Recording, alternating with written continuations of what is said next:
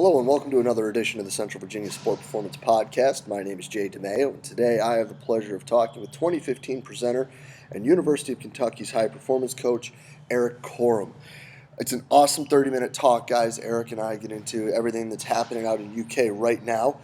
He's really excited about the training and how that's progressing, and he dives right into talking about how his job fits in with all of that and how the kids are progressing, where they're going. He talks about the role in his position there, which is pretty neat. You know, the understanding the kind of the difference between the high performance coach and the strength and conditioning coach. And then he gets into a little bit about what he's gonna be talking about here at Richmond. I hope you guys enjoy the talk. Let's get to it right now. What is it right now down there in Kentucky that's getting you excited, pal? Well, I'm really excited about summer training. Obviously, the summer training process is in full tilt.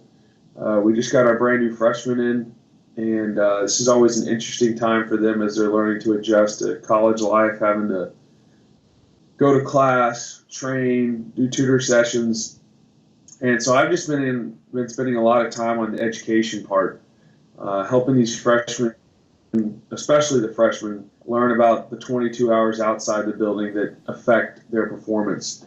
And we've been spending a lot of time on sleep, a lot of time on just some fundamental low-hanging fruit stuff, as you might want to say, training, sleep, hydration, and eating. And it's been really cool to start getting text messages. Hey, coach, I went to bed an hour and a half earlier last night, and I feel way better this morning. Like it's some revelation, but it's pretty cool. And then you show them the data afterwards and say, hey, here's what happens when you do X. Here's what happens with Y. So that's been really, really fun. Our older guys, we've now started really been able to bring things full circle. So we've integrated more technology into the weight room.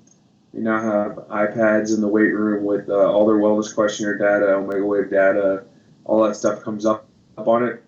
And so we've kind of come up with our own processing system. We're starting to use CoachMe Plus to help us with that process. And it's really cool to have my omega wave dashboard right in front of me. Guys come in, I'm looking at their readiness, walk around to the coaches, we talk about it, and then some days we're ramping some guys up more than was prescribed for that day. Sometimes we're bringing some things down, and then afterwards we'll show the player, hey, here's why we did this, and then it gives them context to how personal decisions affect the training process. That's awesome. And Yeah. then how do they take that? Like looking at that specifically. I think they take it pretty well because we've been doing it for 2.5 years. I think there's always resistance with anything new when you first start, and there's always guys that are gonna hang on to what they've always done, because the first thing I always hear guys say, especially if you get a junior college player, is, well, I got here doing this. Okay, well, this is the SEC. It's not going to work anymore. And sometimes it takes them stubbing their toe to realize that, hey, I do need to do this to get here. And then sometimes it's really fun for a guy will walk in, warm up, and Coach Edmund, our strength coach, is really good at just on sensing the training environment when guys come in, watch them, walk in the door, what their mood is, and it's pretty cool. Sometimes with my Omega Wave stuff, I'm looking, this guy's all sevens, across the board. He's ready to roll. He's bouncing around. We'll get to bench press that day, and I'm like, how you feeling? Man, I'm feeling great. And I go, yeah, this says you're feeling great. We're going to kill it today. I had this with a player the other day, and he hit a new PR on a day when he wasn't even supposed to be, hitting a PR. But and that's fun for guys when you're actually able to push it more than they thought they were going to do that day. And then there's times to educate when they have a fun weekend, and you show them the repercussions of how long it takes to get back from that and how that affected their training. And then, you can use those as learning examples. So I think our players are really buying in. The culture's changed a lot. Coach Stoops, our culture is a blue collar mentality, even though we do a lot of, what people might call sports science, or our high performance program in general is a lot different. At the end of the day, it's a blue collar mentality. You come in, you punch your card, you go to work, you punch out. And I never want to create a soft environment. And Coach Edmond, our strength coach, has done a fantastic job of making sure guys understand that there is a standard, and we're going to meet the standard. And we use the high performance model helps us reach that standard. So That's awesome. So then, because a lot of people look at the technology and things like that, and they kind of think the opposite of what you just said, how could you explain to them the reality of the situation? yeah, the reality is not to do less. In my opinion, I want to do more. Uh, I always want to do more. Who doesn't want to practice football more?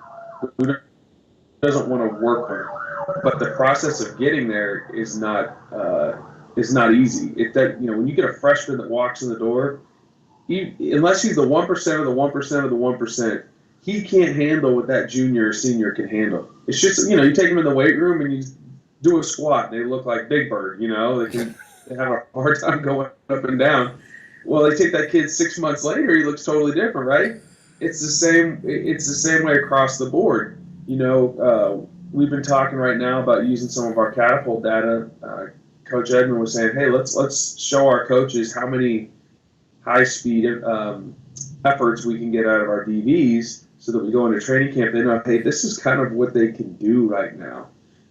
We want them here, but the reality is they're here." And so the idea is not to be this soft, oh, coach, this guy can't do anything, he's going to break, it's more about managing the process so that when you show up on game day, it's lights out, and adaptation is not this linear process. It's, like this. If you do it right, it's like this. If you do it wrong, it's like this. Yeah. Oh, yeah. So then, how does that communication work in hand with the coaching staff? our football coaching staff is it's this. The tone is set by Coach Stoops. There's no doubt. I mean, this is his high performance model. So you know how it is. If the boss says you're going to do it, you're going to do it. But our coaches have really bought in because they see how it affects their players. If their players can show up and they can play better, they learn more. I work with the kickers and punters a lot. I do all in the weight room. I do kickers and punters, quarterbacks, and I'm like reconditioning guys. The guys that are going from the athletic training room to the field. I like to work with those guys. But like with the kickers and punters, those are guys that fall through the cracks a lot. And managing their kicking volume and intensity is important. So I work with our special teams coach to monitor and program that. And when your kicker can keep kicking it out of the end zone late in the year, it's kind of like it's great. They see the fruits of it. We had when I was at Florida State, we had a great kicker named Dustin Hopkins. His junior year, he comes out hot, middle of the year, just can't kick it out the end zone. So the special teams coordinator sat down. I said, hey, I think if we kind of went every other day with the kicker, and then we structured his weightlifting around that, and we ramped up his intensity over the summer, and we didn't just wholesale change everything. We had to change a little bit of practice. Well, he finishes the year and all-conference player, goes to the NFL. He had the ability, he just wasn't ready for game day all the time. And last year, we had great results with a redshirt freshman make first team all SEC as a kicker. And his leg was live when it needed to be live. So I think coaches buy in when they see results. And when they see that their players can go, what I want the most resilient and adaptable athlete that we can practice, we come back and we do it again, Because as you and I were talking about earlier, weightlifting is important, but the most important thing is they get better at their skill and they can play the game. So we want athletes that can adapt and move on, adapt and get better, learn more football, and go out and execute well. Yeah, and I think that's, I piggybacked off you. I just got to talk with Mac for a bit on Iron Game, and the one thing that we talked about was like, there's so many people now that just don't want to train people anymore, and then they listen now. And they're like, well, now Jay's talking about monitoring and this more of a high performance model or the sciencey stuff, whatever. The things that nerds really like, and how does he do both? Well, it's because the most important thing, as our good friend Val would say, is with no skill there is no athlete, right? I mean, and if you're not good at the sport, it really doesn't matter about. How many guys have you seen that look like Tarzan play like Jane? Yeah. Like as kind of 1970 as that analogy is, like the weight room beasts who, I mean, the only reason they can play on special teams is because they can run straight ahead and stay in their gap. Like that's it. So we do like. I think that the whole idea that you need to train hard, Yes. you just need to know what is hard versus what is, um, Debilitating. yeah, that's a good word. I was gonna say precursing. Yeah. Um, I mean, like I guess the difference with us is with basketball, everything's in moon boots on pavement. Mm-hmm. So these cats come in the summer, and if knees are starting to get banged up and backs are starting to tighten up because of the extensive amount of work that they do on the hardwood. I mean, it's maybe that the more glycolytic or the higher workload days need to be more statodynamic so that they don't fall apart, in the summer. And we look to just build that way, things like that. And I think that it is overlooked. So it's neat to hear you say that. And it's really neat to hear, the involvement with the actual sport coach. Yeah, that's probably where I think I hate to say my best work is done, but really where I enjoy the most is working with our football coaches, and I learn from them so much because they're PhDs in what they do. They are PhDs in the technical, tactical aspect of the game. Anything I can do to put bullets in the chamber for them and make them more powerful coaches is exactly what I want to do. How can I get them information that they can use to make themselves better, make our players better, to know the players better?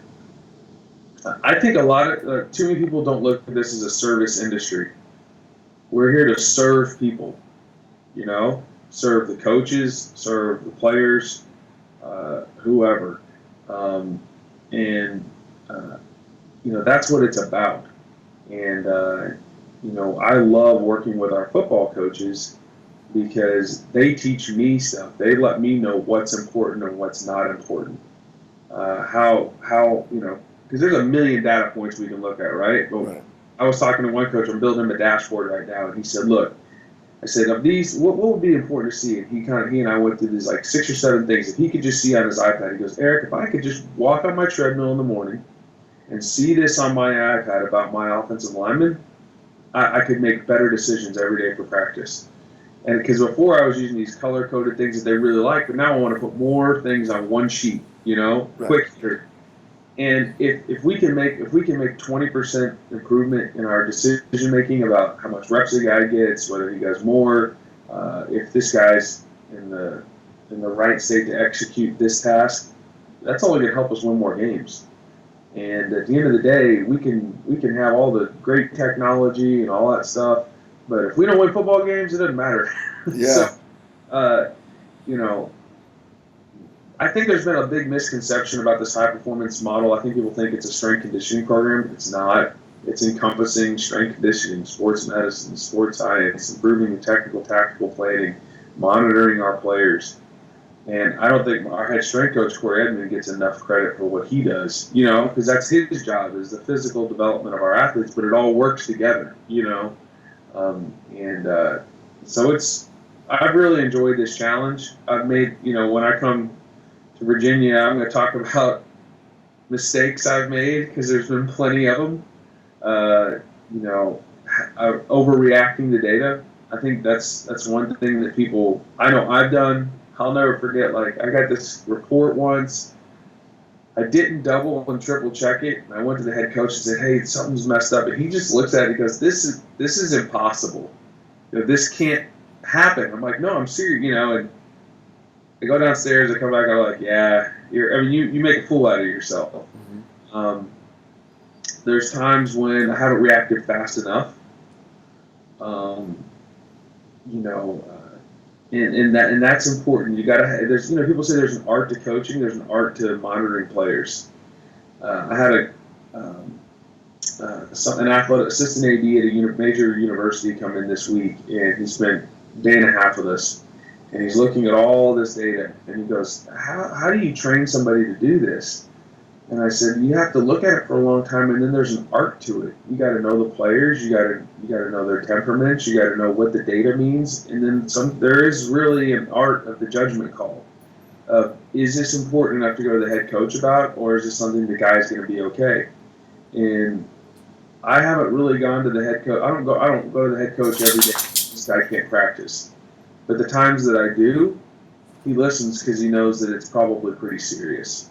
Yeah. And then those are the case studies that we learn off of, and we can show our coaches, hey, because we intervened here, this kid is now here instead of falling off the map. Yeah, and that's an awesome point where it's like you just need to make sure that you're picking the right flags to wave at the right time. When people talk about that art thing, I always like to say, Da Vinci was a scientist. I mean, like, he did a lot of really awesome paintings, but he was a scientist too. Like, you got to remember that there is that whole, the artistic portion of it where even just how you interpret it, I mean, like my favorite thing and I still ask Val, and we'll joke with Trisha, even though they changed the dashboard on the iPad now that it doesn't have it. But when you look at the laptop, is, well, what does it mean? Like, what is high volume and high intensity? It's like, it's relative to the individual. Exactly, or even like what you've trained them at. I mean, or even the DC potential. Right. Okay, I got this number. If I'm ever concerned, I'll go back to the iPad where I got my intern in the office and say, I want to see the curve. Oh yeah. I want to see. If it's a normal curve and it looks beautiful and he's at 2 millivolts, you know what? He may be doing pretty good because he's, But if it's he's spontaneous anxiety and the guy's and it's 25 millivolts, well, that's a different story. But you're right. Like, just because the guy's all green and he's ready to roll, everything wellness, everything's clicking. He may be a freshman, and 60 minutes of practice is it. I mean, he may be completely cashed out. Yep. Whereas that junior, senior whose special work capacity is really, really high, 60 to 70 minutes would be like a warm-up, So I've got upperclassmen now that have really dialed it in and understand things, and they come in every day perfect. I'm talking we can blow them up. And, I did something for the players this weekend. I had one group of players that decided to have a little bit of fun, okay? They got together. It was actually some good team building stuff, right? And I had another group of players that they came in just flying on Monday. And I asked the good group of guys in front of everybody. I used this learning example. I said, "What did you guys do this weekend?" "Man, coach, we went to the pool. We got some sleep. We rested." And these guys are starters, okay? And I said, "Well," I should turn around the Omega Way pad. I said, "This is what that looks like. How was your workout today?" "Killed it." "All right, this group of guys, what did you do?" "Oh, well, we went to the cabin and hung out and da-da-da." "Is there anything wrong with that?" "No, but here's the consequence." Yes. It's going to take you 4 days to get back. And because of that, here's this. So, is it okay to do this every once in a while? Yeah. You need to. Be a human being. Yeah. But when it comes down to training camp or when we're trying to get even stronger, can't do this every weekend. It'll affect your off season. When we get to the season, when it's most important, here's how your poor decisions affect you. And I think those are the learning moments where the light bulb comes on and they go, okay, now I get it. If they only change their behavior by 5% off of that one, learning experience, it's great. It's 5% better to 100, Mm-hmm. Well, that's what I mean. With a season like yours, where you guys play for as long as you do, I mean, 5% is going to give you 1 week where they stay away from it, Yes. 2 weeks where they stay away from it. Uh, Dealing with success. oh yeah, It's the that's a hard, you know. that's a whole nother can of worms to open. Yes. How do you help a player deal with success? Is their first thought, I'm going to go out tonight, I'm going to enjoy myself, or is their thought, all right, I'm going to go have dinner with my family, I'm going to go do this for a little bit, or am I going to go home and get ready for next week? That, or if I am going to go out, I'm going to go out for an hour and a half, and then I'm going to go to bed, and then I'm going to get up the next day, I'm going to come in, I'm going to get some recovery done, I'm going to take a nap because we've got to win the next one. That's, to me, where we got to get is when we do have success, you enjoy that success, but you understand that that's one step. That's one, you climbed one rung. Well, let's not go down two. Let's take the next one and the next one and the next one. That's maturity. Yeah, yeah, and it's kind of caring too. At least about what's really important at the end Mm-hmm. of the day. So I don't think that anybody ever looks back on their college playing career and says, "Man, you know what? I just wish I didn't miss that one party." But it's like, man, really would have liked to have gone to the NCAA tournament. Mm-hmm. I think that's probably a little different. Yeah. Um, They probably don't even remember who hosted the party or who was there. no, or the party. No. Yeah, I mean, It shoulda, coulda, woulda. right, Yeah. right. So then let's touch on the talk a little bit then, man. Let's rap about that here for a little bit. Give people a taste. Yeah. So I'm going to talk about what is the high performance model really. Uh, where did it come from? Um, what it is, like we talked about earlier, it's not a strength conditioning program. It's not like some secret way program that we got from the Russians or Val or whoever. We're going to talk about, how the structure of the high performance model, what it really looks like, things I think we've done well, and big mistakes that I've made. Because I don't think people are really real enough about mistakes they make. Everybody wants to talk about the good things they've done. I make a lot of mistakes because I'm imperfect. There's only one perfect person that ever lived, and that wasn't me. So I want to talk a lot about that. I'm going to talk about where I think things are going and what we are actually doing. Like, we're doing this, this, this, this, and this. And if people want to ask questions, we can get into it because I think it's important that you share information. It's really kind of funny. Brian Mann's going to be there, and Andrew Altoff's going to be there. Those are two guys that I talk to a lot. And Landon Evans. Those are three guys I talk to all the time. And we play, Missouri, and I can pick up the phone and I'll call Pat Ivy and ask him questions about things. Andrew Altoff and I talk very frequently about stuff. If you're not sharing information, now there's certain things that are probably proprietary to each organization that you're like, okay, this is something we do really, really well. This is something the coach wants to, he feels like, you kind of keep that there. But for most part, like there are no secrets. And if we're not helping each other, one of my primary goals, my number one goal is to influence players. My number two goal is we got to win football games. And then number three, I want to help change the way things are done. I really want people to see things from a different perspective, and the only way that happens is by sharing.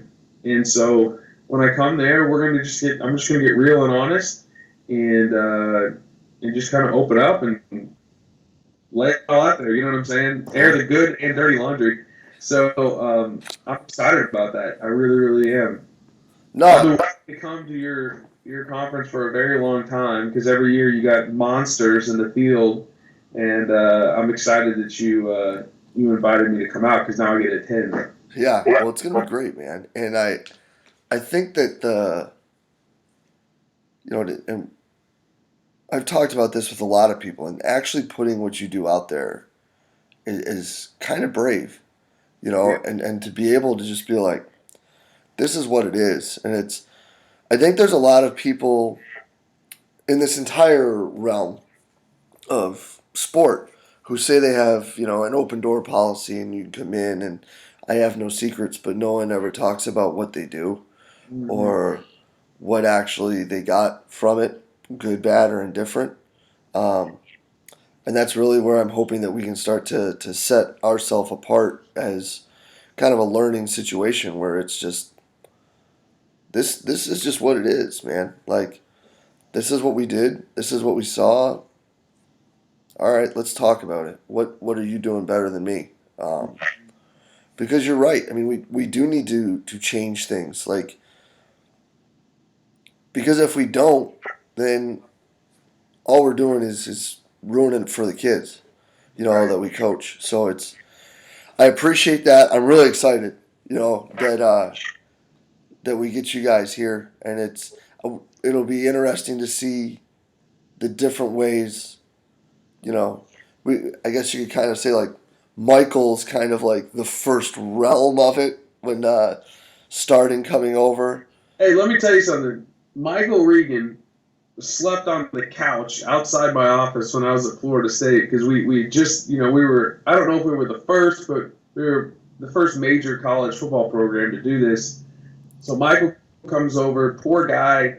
Like, he spent more time at Florida State. That guy is awesome. Yeah, He's a friend. He truly is a friend. He's helped me grow as a professional, super smart, but he could probably tell you some stories about me in vulnerable situations, and I could tell you some stories about him curled up on my couch, dead exhausted from being, you know, we're setting stuff up on the practice field, and it's all a first go. Nobody knows what the heck this stuff is. I saw it in Australia, but Michael's great. I think that was big time bringing him out. yeah. It's when I talked to Bowden about bringing somebody from Catapult in, he was the first guy. Like he's like, well, it's got to be Michael Reagan, and Yeah, I'm like, okay, and I'm like Benny, because Ben Peterson, obviously, with him now. He's like, when Ben sends a one word email response, that it's just yes. It's like, all right, so really excited. But yeah, it's gonna be an awesome 2 days. And Landon and I were talking yesterday about like how awesome it's gonna be just sitting outside. Hopefully Mother Nature is kind to us and we can sit outside there. Having a couple soda pops, eating a couple burgers, and just like rapping, and yeah. it's really gonna be awesome, and I'm it's excited about it. You put like Brian Mann's a guy that I really enjoy spending time with, and you got a good lineup, man. I'm really really excited about this. I want you to know how appreciative I am that you invited me. It gives me an excuse to take off to come out there, and it's going to be a good weekend. I'm really really looking forward to it. thanks, man. We're really excited to have you, and thanks for taking some time out today to talk with us, and we'll get this up real quick. All right, Jay. Awesome, man. Have fun out there today. All right, take care. You too. Later. And a huge thanks to today's guest, Erik Korem. Guys, I mean, let's just go over what he talks about here with what he's going to talk about at the seminar. Another guy who's going to come out here and lay it all on the line. This is what I do. These are the results I've gotten with it. This is what my job actually entails. This is how it helps us. And even going a step further and willing to put his mistakes out there. Talking about how he learned, what he learned from it. Extremely brave and really awesome. Really excited that Erik's going to be here. Hope you guys are too. As always, guys, if you liked it, share it in the social media outlet of your choice. Comments, questions, anything else, fire away. Leave them below. Put them out here on Facebook, on YouTube, or on the website. And we hope to see you guys here for the 2015 seminar. We're just a few weeks away. July 16th and 17th on campus at the University of Richmond. Grab your seats today. Still got that great deal going with the housing and the food. Hope to see you here. Hope you guys enjoyed the talk. Have a great day.